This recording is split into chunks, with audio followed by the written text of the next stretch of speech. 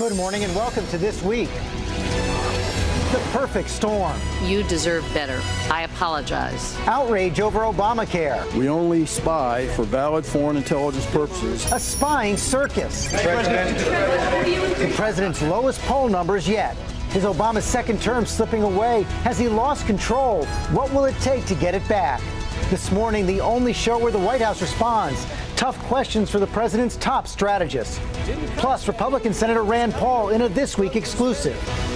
And the analyst who nailed it in 2012 reads this year's tea leaves.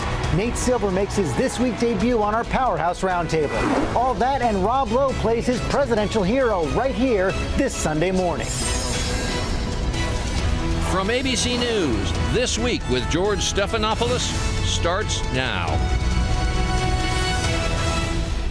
Hello again. 1 year ago this week, President Obama was coasting toward re-election. Now he's coming off one of the toughest weeks of his second term.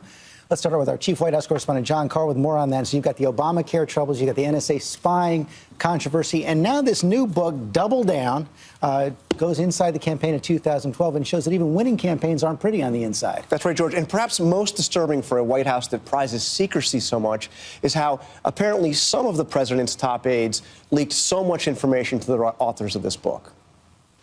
In the president's weekly address, no mention of Obamacare or Veep switches. I want to cut through that noise and talk plainly about what we should do right now to keep growing this economy and creating new jobs. Just an effort to turn the page after one of the toughest weeks of his second term.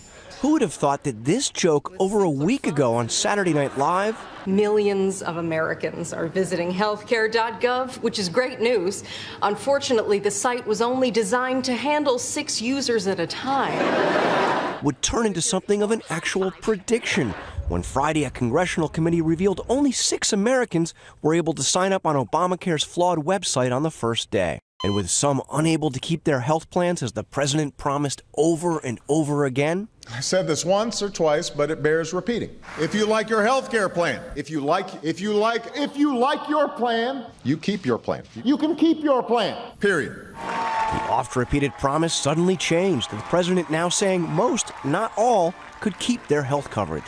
For the vast majority of people who have health insurance that works, you can keep it. Then there are the new bombshells in the book Double Down, including campaign staff resorting to an intervention after Obama's disastrous first debate, the president telling them, I just don't know if I can do this. His supposed take on Bill Clinton, I like him, in doses.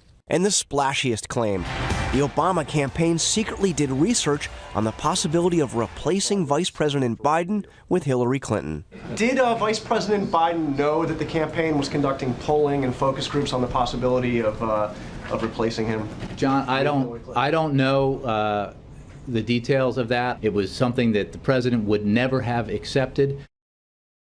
And all of this is weighing heavily on the president's poll numbers, which, George, this week are approaching levels almost as low as George Bush in the aftermath of Katrina. Okay, Karl, you're coming back for the roundtable.